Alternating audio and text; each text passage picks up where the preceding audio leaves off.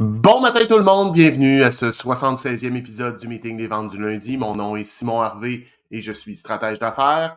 Ce matin, on parle de planification. Comme je l'ai dit dans le show, planifier, on fait ça. C'est quoi planifier? Quand est-ce qu'on fait ça? Comment est-ce qu'on fait ça? Et en préparant le show, j'ai pensé à rajouter aussi pourquoi est-ce qu'on fait ça de la planification. Mais tout d'abord, je vais prendre un moment pour souhaiter la bienvenue à ceux qui joindraient à nous pour la première fois. Merci de prendre un moment de votre semaine pour nous écouter, pour partir votre semaine de vente, de développement des d'affaires sur le bon pied. Le principe du show est assez simple. Le lundi matin, 8 heures, je suis live sur LinkedIn, YouTube, Facebook pour parler de vente, de développement d'affaires. Par la suite, le show est disponible sur ces 3 plateformes-là en rediffusion et sur les différentes plateformes de podcast, que ce soit Spotify, Apple Podcast, Google Podcast. Vous pouvez aller le réécouter là. Je vous invite à vous inscrire. On va tomber immédiatement dans le vif du sujet. On est en début d'année, le 15 janvier. Comme vous voyez, ça passe quand même assez vite, là. On est déjà rendu le 15 janvier. Ça bouge. Il y a déjà la moitié du mois de passé. Et dans pas très long, on va avoir un tiers. Donc, c'est techniquement un sixième de votre trimestre qui est déjà passé. Dans quelques semaines, dans 15 jours, en fait, vous allez avoir un tiers du trimestre de passé. C'est le temps de commencer déjà à planifier. J'espère que vous en avez déjà fait une partie, mais de continuer ça, de prendre un moment dans les prochains jours, dans les prochaines semaines pour planifier. Mais qu'est-ce qu'on doit planifier? C'est quoi là, la planification qu'on doit faire en vente, en développement des affaires? On peut planifier, en fait, la première chose qu'on devrait planifier, c'est quoi notre objectif? Puis si vous êtes un auditeur régulier du show, vous savez que je parle régulièrement d'objectifs SMART, donc spécifiques, mesurables, atteignables, réalistes et temporels. Vous devez mettre en place un objectif comme ça pour dans un premier temps. Qu'est-ce que vous voulez faire cette année? Qu'est-ce que vous voulez faire dans le prochain trimestre? Parce que la planification n'a pas besoin d'être annuelle, triennale ou quinquennale. Ça peut être sur un trimestre, sur quelques jours, sur quelques semaines, mais il faut savoir où est-ce qu'on veut s'en aller. Donc, pour savoir où est-ce qu'on veut s'en aller, ça nous prend un objectif SMART. Je vous suggère aussi de mettre en place ce que j'appelle des milestones, des petits points où est-ce que vous allez dire, OK, là, j'ai réussi quelque chose de majeur, quelque chose qui m'amène dans la bonne direction. Et tant qu'à planifier, planifiez-vous donc tout de suite la petite récompense qui va avec ça. Parce que euh, le cerveau est un organe de plaisir. Le cerveau aime avoir du plaisir pour refaire les mêmes comportements, pour avoir des résultats similaires. S'il sait qu'il va avoir du plaisir en bout de ligne, le cerveau va vous guider beaucoup plus facilement que s'il sait que c'est pénible et qu'il y a de la douleur, de la peine et des pleurs. Donc, planifiez immédiatement vos milestones.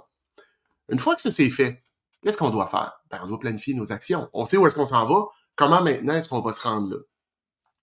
Au niveau du développement des affaires, de tout de suite planifier qui vont être vos prospects, quel genre d'industrie, quel marché vous allez solliciter cette année ou dans le cadre de votre objectif, quelle clientèle dans ce marché-là vous allez sélectionner. Donc, quels sont vos verticaux? Ensuite de ça, quels sont vos horizontaux? Qu'est-ce qui, dans les différentes entreprises qui se trouvent dans ce vertical-là, quelles sont celles qui vous ressemblent le plus? Quelles sont celles qui ressemblent le plus à votre client type?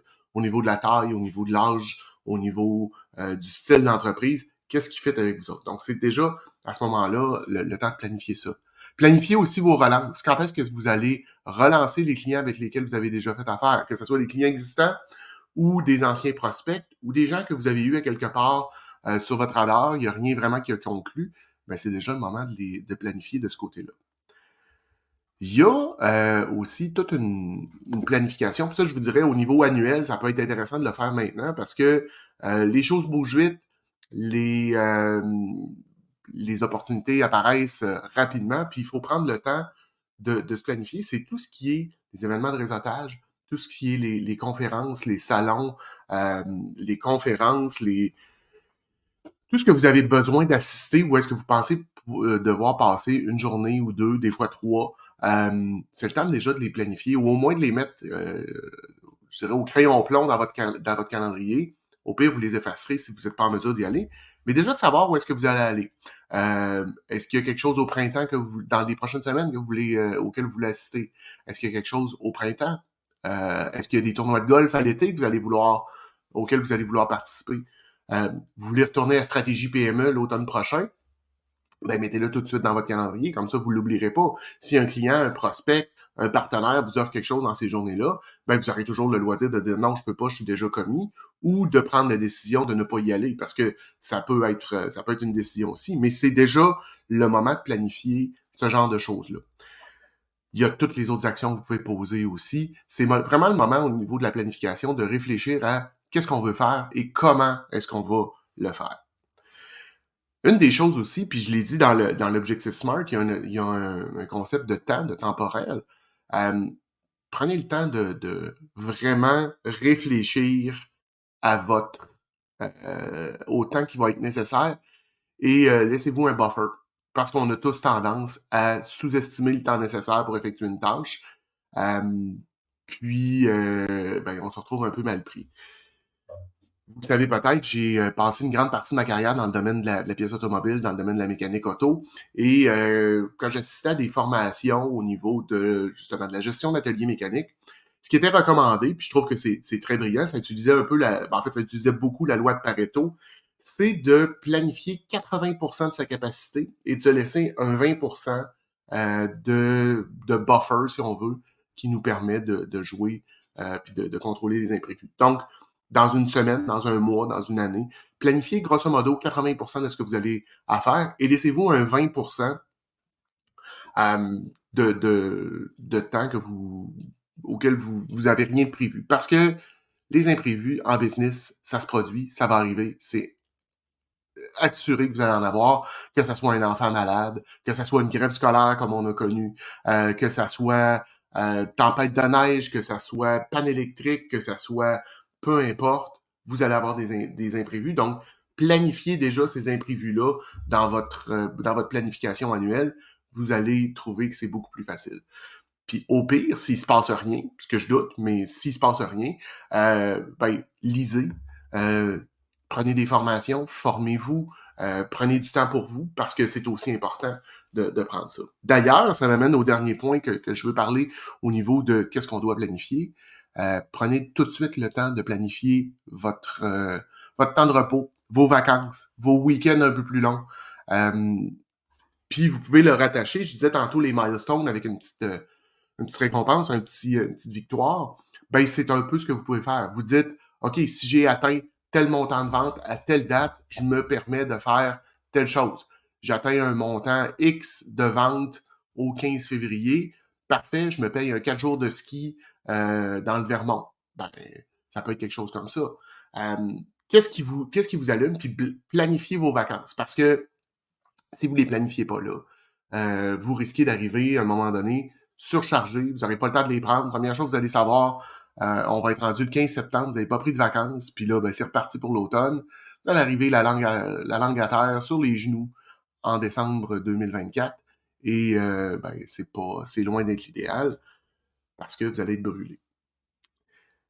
On passe maintenant au quand. Quand est-ce qu'on doit planifier? Là, présentement, tout de suite. En fait, on doit planifier le plus tôt possible. Comme je le disais tantôt, il faut prendre le temps de se planifier. C'est un moment qui est important dans la gestion d'une entreprise, de regarder où est-ce qu'on s'en va, de prendre un moment pour se déposer. Pas nécessairement toujours facile, mais un moment nécessaire. Je fais un peu une blague en disant faut le faire là. Faites-le le plus tôt possible, mais prenez le temps, puis vous pouvez planifier au début de chaque trimestre, mais vous pouvez planifier au début de chaque mois, vous pouvez planifier au début de chaque année, au début de chaque semaine, au début de chaque jour. Ça dépend à quel niveau vous voulez planifier. C'est sûr que si on planifiait au niveau de la journée, on est au niveau beaucoup plus micro, beaucoup plus près de l'action. Et plus on s'éloigne, plus on tombe à la semaine, au mois, au trimestre, à l'année, plus on tombe dans la planification stratégique, en réflexion, qu'est-ce qu'on veut faire dans le big picture. Mais c'est important de le faire. Puis je vous rajouterais aussi, faites-le quand vous vous sentez un peu perdu, quand c'est confus, quand vous savez pas trop quelle direction prendre, de se retirer, de prendre un moment pour planifier, pour regarder dans quelle direction on va. Un peu comme si vous êtes sur la route puis vous êtes perdu, vous savez pas où vous en allez, qu'est-ce que vous allez faire? Vous allez tasser sur le bord de la route, sortir votre téléphone, ou si vous êtes old school, la carte papier, regardez où est-ce que vous êtes, où est-ce que vous voulez vous rendre, puis comment est-ce que vous devez faire ça. Ben, c'est la même chose en vente, en développement des affaires, en affaires. Si vous avez l'impression que vous êtes perdu, si vous avez l'impression que vous n'êtes pas dans la bonne direction, si vous avez l'impression que vous ne savez pas où vous en allez, ben, prenez un moment de pause pour replanifier votre itinéraire. Parce que, ultimement, la planification, ben, c'est exactement comme un voyage, c'est exactement comme des vacances. Faut prendre le temps. On veut planifier qu'est-ce qu'on va faire, comment on va le faire, où est-ce qu'on va aller, où est-ce qu'on va coucher, comment est-ce qu'on va se rendre là. Quand est-ce qu'on le planifie? Ben, vous attendez pas la veille de votre départ pour le planifier. Vous le faites le plus tôt possible pour, un, que ça vous coûte le moins cher possible. Deux, pour avoir une certaine paix d'esprit. Ben, c'est exactement ce qu'on doit faire au niveau de la planification dans les affaires. Une chose qu'on doit faire aussi au moment de la planification, puis on tombe maintenant dans le comment, mais c'est on prend le temps de regarder en arrière. Qu'est-ce qui s'est passé dans la dernière année, dans le dernier trimestre? Qu'est-ce qu'on a aimé, qu'est-ce qu'on n'a pas aimé? On vire pas fou avec ça non plus. On peut pas changer ce qui est arrivé en arrière. On peut pas changer le passé. Malheureusement, les machines à voyager dans le temps n'existent pas. Stephen Hawking a d'ailleurs fait un party là-dessus. Je vous invite à aller lire si vous ne connaissez pas l'histoire, mais c'est fantastique. Le gars avait un sens de l'humour extraordinaire. Mais on regarde en arrière pour comprendre qu'est-ce qu'on a fait, qu'est-ce qui a bien marché, et on fonce vers en avant. On se propulse vers en avant. C'est à ça que ça sert la planification. Fait que comment est-ce que vous pouvez faire ça, de la planification? Ben, faire une analyse FFOM ou SWOT, si vous préférez. Donc, force, faiblesse, opportunité, menace. Qu'est-ce qui s'en vient pour vous dans votre prochaine année, dans les prochaines semaines? Euh, Mettez-le sur un calendrier aussi. Qu'est-ce que vous allez faire, à quel moment? Juste avoir une idée de, OK, ben là, je devrais être en train de travailler sur telle chose, sur tel projet. Je devrais mettre en place telle action. C'est le moment de le faire tout de suite au début de votre planification. Idéalement, votre planification, on fait ça comme en bon français, top-down. Donc, vous commencez par votre objectif et vous le déclinez. Vous commencez pas par la plus petite action puis le remonter. C'est un peu comme si vous bâtissiez une maison. On commence pas par mettre le bardeau, puis après ça, on fait la fondation. On fait la fondation, puis après, on bâtit. Quoique là, c'est pas du top-down, c'est du bottom-up. Peu importe, vous comprenez ce que je veux dire de ce côté-là. Il y a aussi faire, à un moment donné, une planification stratégique. Dépendamment de la taille puis de l'importance de votre entreprise, ça se peut qu'une planification stratégique, vous trouviez que c'est trop gros. Euh, Avoir un consultant comme moi qui vient, qui vous aide, qui réfléchit avec vous, qui vous challenge, qui vous brasse au niveau de votre entreprise, c'est peut-être pas ce que vous avez besoin, mais vous pouvez le faire individuellement. Il existe des outils.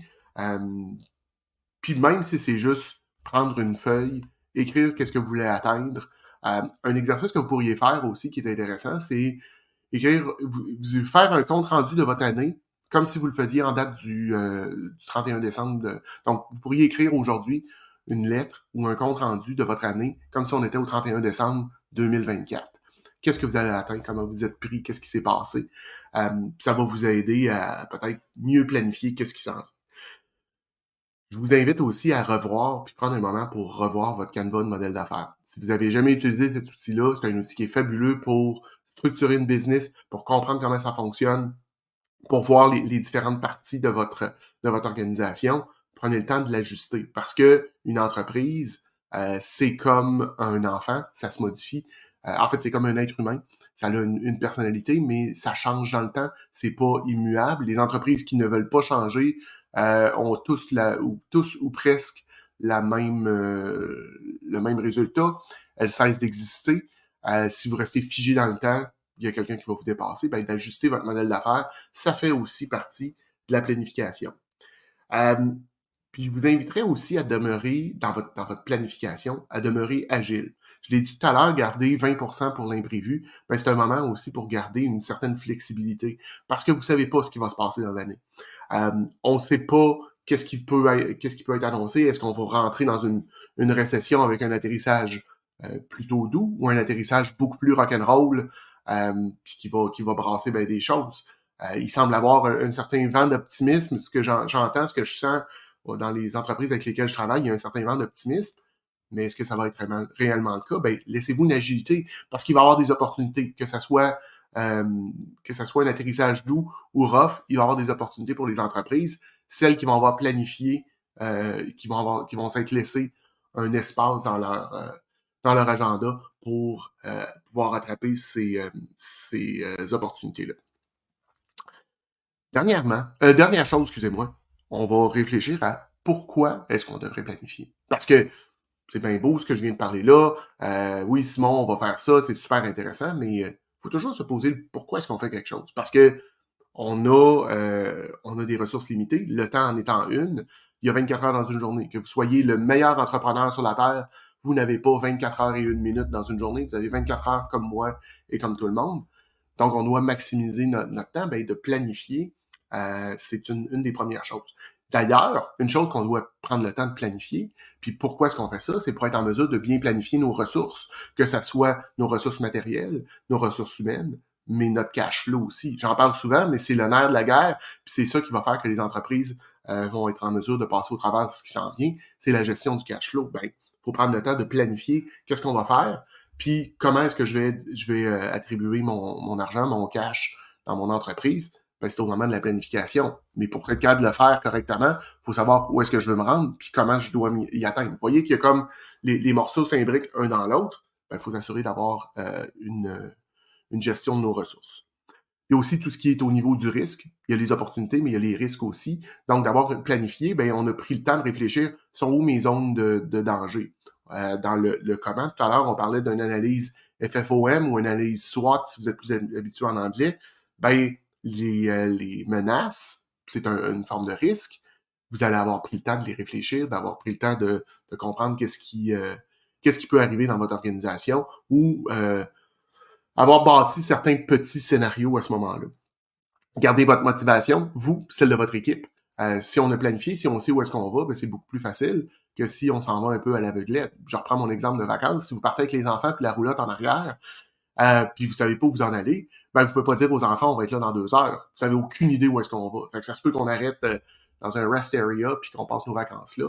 Ou ça se peut que vous rouliez jusqu'à temps que les pneus soient complètement usés puis vous êtes rendu dans la terre de feu.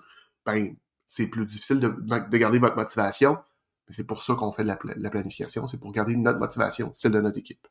Encore là, pourquoi? Ben, étant donné qu'on est une entreprise agile, qu'on veut demeurer flexible, ben, ça nous permet de voir quelles ont été les embûches dans l'année dernière, dans la dernière planification, les corriger et savoir qu'est-ce qu'on doit faire pour ne pas que ça se répète. Parce que c'est bien beau de trébucher, c'est bien beau d'avoir des embûches, ça arrive à tout le monde. C'est pas important comment vous tombez. Ce qui est important, c'est comment vous vous relevez de cette chute-là. Finalement, il faut savoir. Pourquoi est-ce qu'on planifie? Il faut savoir, euh, comme je l'ai dit, où on va. Je viens de faire l'analogie avec les vacances. Comment est-ce qu'on va y aller?